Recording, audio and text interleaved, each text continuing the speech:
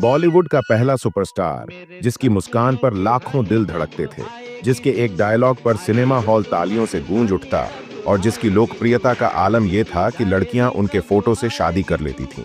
शायद मेरी शादी का ख्याल दिल में आया है, इसीलिए मम्मी ने मेरी जी हाँ, ये कहानी है राजेश खन्ना की।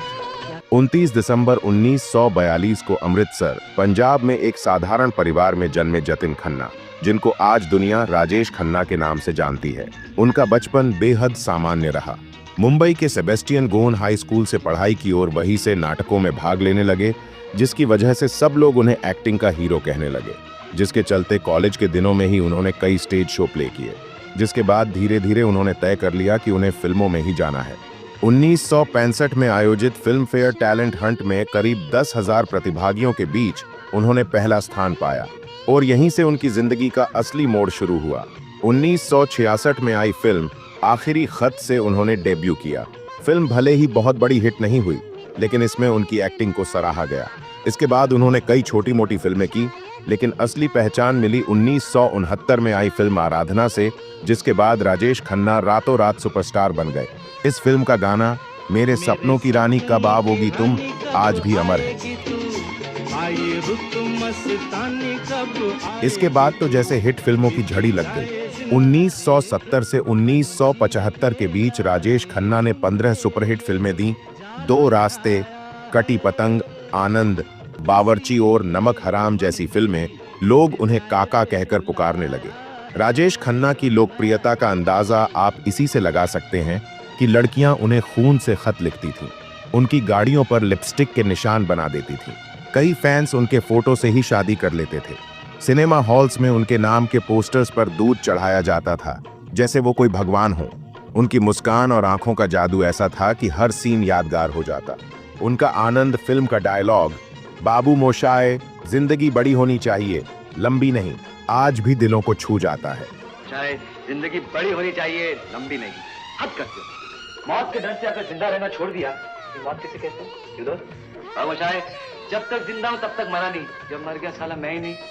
राजेश खन्ना की पर्सनल लाइफ भी काफी सुर्खियों में रही।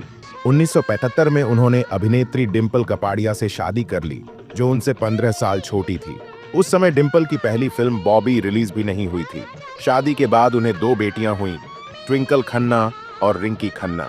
ट्विंकल खन्ना आज एक मशहूर अभिनेत्री है और अक्षय कुमार की पत्नी भी, लेकिन वक्त हमेशा एक जैसा नहीं रहता।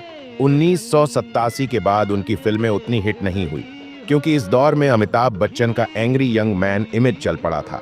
फिर भी राजेश खन्ना ने आ मिलो सजना, सच्चा झूठा, रियासत, सौतन जैसी फिल्में देकर अपनी जगह बनाए रखी। फिल्मों के साथ साथ उन्होंने राजनीति में भी कदम रखा। 1991 में वो कांग्रेस पार्टी से सांसद बने। नई दिल्ली सीट से उन्होंने शत्रुघ्न सिन्हा को हराया और संसद तक पहुंचे। 90 और 2000 के दशक में उन्होंने कुछ फिल्में और टीवी शोज किए। इत्तेफाक और अपने पराये जैसे टीवी सीरियल्स में उन्होंने काम किया। हालांकि उनका स्टारडम पहले जैसा नहीं रहा, लेकिन उनकी मौजूदगी आज भी लोगों को आकर्षित करती है। 2011 के बाद उनकी तबीयत लगातार बिगड़ने लगी।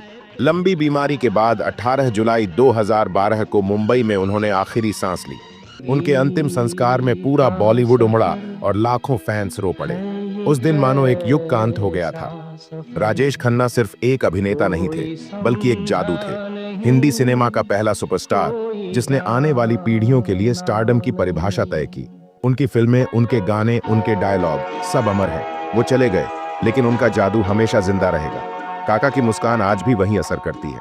उनकी आंखों में आज भी वो जादू है और उनके डायलॉग आज भी हमारे दिलों की धड़कन बन जाते हैं। अगर आपको ये वीडियो पसंद आया हो तो इस वीडियो को लाइक, शेयर और सब्सक्राइब करना ना भूलें।